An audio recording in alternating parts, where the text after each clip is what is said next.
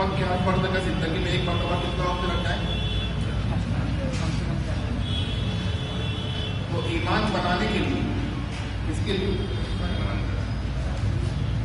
تو ایمان بنانے کے لیے زندگی میں کم از کم ایک مرتبہ یہ والی مجلس اس کا تعلق ایمان بنانے سے نہیں ہے، اس کا تعلق ایمان بنانے سے نہیں ہے، وہ ایمان بنانے والی محنت ہے، یہ ایمان بچانے والی محنت ہے۔ اس کا تعلق اشاعت اسلام سے، اس کا تعلق دفاع اسلام سے۔ جب ہم اس لائن سے محنت کرتے تو ہماری یہ کوشش ہوتی ہے کہ امت کی ہر فرد کا زندگی میں کم از کم ایک مرتبہ ہمارے پاس 3 گھنٹہ لگ جائے، تو وہ کم ہے کہ زیادہ ہے؟ تو اس کم وقت کا آنند آپ گزار چکے ہیں، ابھی یوں ہی دعویٰ نہیں ہے، آپ آخر تک بیٹھے انشاءاللہ دیکھیں بہت اطمینان ہوگا۔ وقت تو نہیں لگنا ہے لیکن بات سن لیجیے، جو باتیں سمجھانا ہے وہ شروع نہیں ہوئی ہے، بلکہ وہ آپ کو سمجھ میں آئے تو تمہید جاری ہے۔ یہ حضرت مولانا صاحب بیٹھے ہیں، ان کا یہ کہنا ہے کہ وہ الفاظ جو آتے ہیں وہ سمجھ میں نہیں آتے، تو یہ الفاظ ہی تو سمجھا جا رہا ہے، منصوصہ کسے کہتے ہیں، غیر منصوصہ کسے کہتے ہیں، اجتہاد قیاس کیا ہوتا ہے، مجتہد مقلد، اور پھر آگے جو جو الفاظ بڑھتے جائیں گے اس کو سمجھا دیا جائے گا۔ بہرحال آپ متوجہ رہیں، اتنا آپ سمجھ گئے، یہ ایک چھوٹی سی چیز ہے، کتنا چھوٹا سا، وہ بھی ڈبل لکھا ہوا ہے، لیکن قیامت تک کے مسائل جب حل ہوں گے تو اتنے ہی دائرے میں حل ہوں گے۔ بات سمجھ آ رہی ہے؟ وہ شریعت کے جو دائرے ہیں جہاں مسئلے حل ہوتے ہیں اس کا یہ اجمال ہے، کیا ہے؟ اس سے کم نہیں ہو سکتا، اس سے کم نہیں ہو سکتا، اس لیے بہت ضروری ہے کہ آپ اس پورے سیٹ اپ کو سمجھ جائیں۔ یہ جو مسئلہ مچھر والا، گائے والا ہے، لکھا ہے کہ چھپا ہے؟ یہ بھینس والا چھپا ہے، یہ اندر سے نکالا گیا۔ کتاب و سنت کی گہرائی میں ایسے ہی چھپے ہوئے مسائل کے نکالنے کا جو عمل ہوتا ہے اسے کیا کہتے ہیں؟ استنباط۔ قرآن کی زبان میں استنباط کرنا، حدیث کی زبان میں اجتہاد کرنا۔ اس استنباط اجتہاد کرنے والے کو قرآن کی زبان میں مجتہد کہتے ہیں۔ کس کی زبان میں؟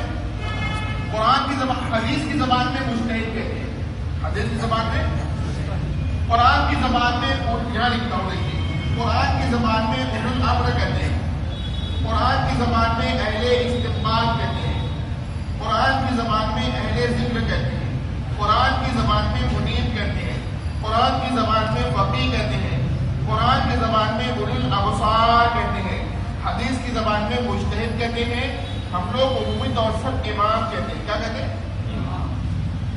یہ مختلف شخصیات کے مختلف نام نہیں ہیں، ایک ہی شخصیت کے مختلف نام ہیں، اور ان کی اطاعت کرنے کا، کیا کرنے کا؟ اللہ نے قرآن میں صراحتاً حکم دیا ہے کہ اولو الامر کی اطاعت کرو۔ نہ جاننے کی صورت میں کوئی مسئلہ جب پیش آ جائے اپنے یا خوف کا تو رسول کی طرف یا اہل استنباط کی طرف رجوع کرو، نہ جاننے کی صورت میں اہل ذکر سے سوال کرو، منیبین کی اتباع کرو۔ تم میں یہ کچھ لوگ ہو جو فقہ حاصل کریں اور جو فقیہ ہیں اولو الابصار ہیں وہ اجتہاد کریں، اعتبار کریں۔ بات سمجھ آ رہی ہے؟ اس کا حکم قرآن شریف میں صراحتاً ہے۔ یہ جو مجتہد ہوتا ہے کتاب و سنت کے معاملے میں یہ سمجھ رکھنے والا ہوتا ہے۔ کیا ہوتا ہے؟ اسے ہم کہتے ہیں سمجھنے والا۔ یہ میں بہت سمجھا چکا ہوں، اس سمجھانے کے نتیجے میں تجربہ مجھے حاصل ہوا کہ جو پہلی مرتبہ سن کر اس کو لکھتا ہے وہ سمجھ نہیں پاتا۔ بات سمجھ آ رہی ہے؟ اور رہے گا جو فائنل جو چیز رہے گی انشاءاللہ ابھی اسی وقت آپ کو دے دی جائے گی۔ یہ کتاب و سنت کے معاملے میں سمجھنے والا ہوتا ہے، اسے ہم یہ کتاب و سنت کے تعلق سے فہیم ہوتا ہے۔ کیسا ہوتا ہے؟ ان دونوں کو کم فہمی کی بیماری لگی ہے۔ کم فہمی کی، جب دونوں پہ ایک بیماری لگی تو لائن ایک بننا چاہیے کہ دو؟ کیوں؟ یہ بھی کم ہے، یہ بھی کم ہے، ایک بننا چاہیے۔ انگریزوں کو ہندوستان آنے سے پہلے لائن ایک ہوتی تھی، اب دو ہو گئی، دونوں میں فرق ہو گیا۔ کیا فرق ہوا پتا؟ اسے پتا ہے کہ مجھے نہیں پتا ہے، اسے پتا ہے کہ اسے یہ بھی نہیں پتا کہ مجھے نہیں پتا ہے، یہ فرق ہو گیا۔ جب اسے پتا کہ مجھے نہیں پتا تو جسے پتا اس کی سن لیتا ہے، اگر یہ سمجھنے والا نہ ہو سننے والا ضرور بن جاتا ہے۔ اب یہ سمجھ کر جہاں جائے گا سن کر یہ وہی جائے گا کہیں اور جائے گا، دونوں کی منزل۔ لیکن غیر مقلدین کو یہ بھی نہیں سمجھتا، بارہا وہ یہ کہتے ہیں کہ ائمہ اربعہ چاروں امام حق پر ہیں، ان کے مقلدین گمراہ ہیں۔ ہم کہتے ہیں یہ کیسے ہو گیا؟ اگر وہ حق پر تو ہم ناحق کیسے ہوئے؟ اگر ہم ناحق تو وہ حق پر کیسے ہوئے؟ بات سمجھ آ رہی ہے؟ تو یہ یوں ہی ہے کہ ایسا کوئی ہے کہ بامبے جانے والے کے پیچھے جانے والا کہاں جائے گا؟ لیکن لوگ کچھ ایسے کہتے ہیں کہ کشمیر چلا جائے گا۔ بہرحال آپ دیکھیں یہاں پر ان کا کام تھا سن لیتے، لیکن طبیعت میں سننا نہیں ہے۔ طبیعت میں کیا ہے؟ سمجھنے کی کوشش کرتے، اہل نہیں تو سمجھتے بھی نہیں، بیماری کو پرس کرتے، سننا بھی نہیں اور سمجھنا بھی نہیں، سننا بھی نہیں اور یہ بیماری ہے دوستوں۔ کتنی بڑی بیماری ہے، میں ایک آیت سناتا ہوں، بیماری کا بڑا پن آپ کو محسوس ہوگا کتنا بڑا ہے۔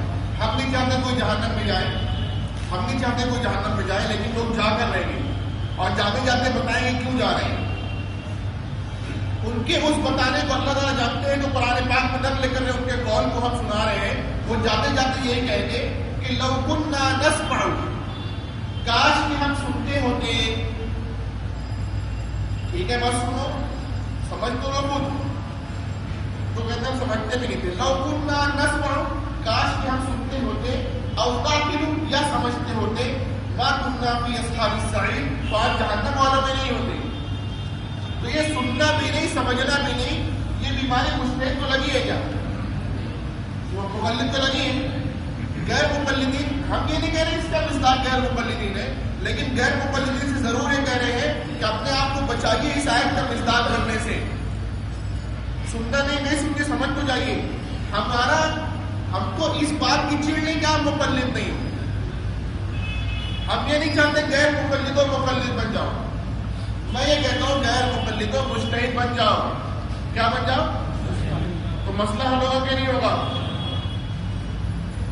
لیکن نہیں بن پاتے تو مجبوراً مشورہ ہے کہ مقلد بن جاؤ۔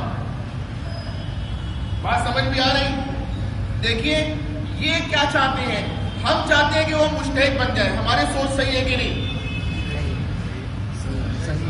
اور پھر ہمارا مشورہ ہے کہ نہیں بن پاتے تو مقلد بن جاؤ، ہمارا مشورہ صحیح ہے کہ نہیں؟ ان کا مطلب یہ ہے وہ چاہتے ہیں ہم کیا بن جائیں؟ دو چیزیں، یا تو وہ چاہتے ہیں غیر مقلد بن جائیں، یا تو چاہتے ہیں مجتہد بن جائیں۔ تو کیا منشا ان کی ہے؟ بولو تو صحیح۔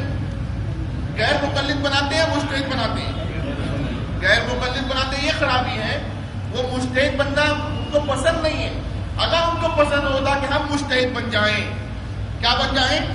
غیر مقلد نہیں مجتہد بن جائیں، تو مجتہد بننے کی صورت میں خوش ہوتے ہی نہیں ہوتے؟ تو پھر امام اعظم کو دیکھ کے خوش ہونا چاہیے کہ ناراض ہونا چاہیے؟ وہ تو مجتہد ہیں، تو ان کو دیکھ کر بھی خوش نہیں ہوتے، تو ہم کو لگتا ہے کہ نہیں یہ مجتہد بھی بننا نہیں چاہتے، مقلد بھی بننا نہیں چاہتے، یہ غیر مقلد ہی رہنا چاہتے ہیں۔ بہرحال دیکھیے تقلید جو ہے وہ کرنا ضروری نہیں ہے، تقلید کرنا ضروری نہیں ہے، شریعت پر عمل کرنا ضروری ہے۔ آپ تقلید کر کے کرو یا اجتہاد کر کے کرو، بات سمجھ آ رہی ہے؟ تقلید کو چھوڑا جا سکتا ہے، سوال ہے کہ تقلید کو چھوڑا جا سکتا ہے کہ نہیں؟ تقلید ضروری ہے کہ نہیں ضروری ہے؟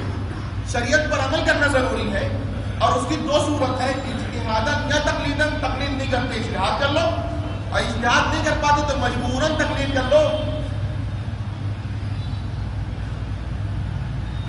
تقلید چھوڑنے کی دو صورتیں ہیں، کتنی صورتیں؟ ایک جائز ایک ناجائز، ایک جائز ایک ناجائز۔ تقلید کو چھوڑا جا سکتا ہے مجتہد بن کر، کیا بن کر؟ تقلید کو چھوڑا جا سکتا ہے غیر مقلد بن کر۔ کون سی جائز کون سی ناجائز؟ جب یہ ہم کہتے ہیں تو غیر مقلد دوست کہتے ہیں کہ آپ بھی مجتہد بن کے چھوڑ دو نا، ہم ان سے کہنا چاہتے ہیں کہ ہم مجتہد بن کر تقلید چھوڑ نہیں پاتے، بن جائیں گے تو چھوڑ دیں گے، چونکہ بن نہیں پاتے تو مجتہد بن کر چھوڑ نہیں پاتے، اور غیر مقلد بن کر چھوڑنا نہیں چاہتے۔ غیر مقلد درجہ. ایک صاحب غیر مقلد ہے، وہ کہنے لگے کہ آپ نے تو دو نقطہ کر دیا ہے، ایک طرف مقلد ایک طرف مجتہد. علم کے اور بھی درجے ہیں کہ نہیں ہے؟ تو ہے کہ نہیں ہے بھائی؟ لیکن وہ درجے کدھر ہے یہ بھی دیکھ لو. ایک مقلد ہوتا ہے نرا جاہل، ایک مجتہد ہوتا ہے اعلیٰ درجے میں فقیہ. مجتہد سے اوپر نبی کا درجہ نہیں درجہ ہے، تو اس سے اوپر علم کا درجہ نبی کا درجہ ہے، تو اس سے اوپر تو جا نہیں سکتا. ایک درجہ یہ ہے کہ نرا جاہل. اب اس نیرے جاہل کو آپ عالم بنا دیں، مفتی بنا دیں، اس کو مجتہد منتصب بنا دیں، اصحاب ترجیح کا درجہ دے دیں، اخیر بھی جا کے مجتہد تو بنا پائیں گے، اس سے آگے تو نہیں بڑھا پائیں گے. اور جو بڑھائے گا تو قادیان جیسا اس کا بھی اثر ہو جائے گا. اور ایک مجتہد کا آپ علمی درجہ کم کریں، مجتہد مطلق دیں، منتصب اصحاب ترجیح کا درجہ دیں، مفتی بنائیں، عالم بنائیں، اور گھٹائیں، نیرا جاہل بنائیں. اس سے کم کر سکتے کیا؟ لیکن دوستو یہ بھی ایک علم کا درجہ ہے، یہ بھی ایک علم کا درجہ ہے. یہ ادنا، یہ اعلیٰ، کہ خوب درجے میں جاننے والا ہو. اور یہاں بھی جاننے کا ایک درجہ ہے کہ کم سے کم اتنا تو پتا ہو کہ مجھے پتا نہیں ہے. بات سمجھ آئی؟ اور یہاں سے لے کے یہاں جائیں، یہاں سے لے کے یہاں آئے، کہیں بھی غیر مقلد نہیں ہے. اس سے کم درجے میں جس کو پتہ ہی نہ ہو کہ مجھے پتا نہیں ہے، یہاں جا کے غیر مقلد تشریف ابتدا ہے. بات سمجھ آ رہی؟ بہرحال آپ لوگ بہت کچھ بنیادیں جان چکے ہیں، اب بہت اسپیڈ میں ہم آگے بڑھیں گے.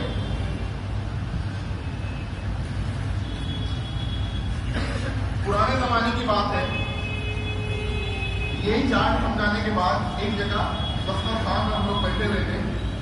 خلاف مزاج میں نے ساتھ بیٹھے ہوئے مفتی صاحب سے کہا کہ یہ سالن جو کھا رہے ہیں گوشت کس کا ہے؟ انہوں نے کہا منسوخ ہے. پرانے زمانے کی بات ہے. انہوں نے کیا کہا؟ اگر وہ کہتے ہیں غیر منسوخ ہے تو کس کا ہوتا؟ بولو نا. تو منسوخ غیر منسوخ سمجھ آیا نا؟ بس ان بنیادوں پر شریعت کے مسائل کہاں کیسے کب حل ہوتے ہیں اس کو ہم جاننے کی کوشش کریں گے. بنیاد آپ جان چکے ہیں، بہت ایزی ہے.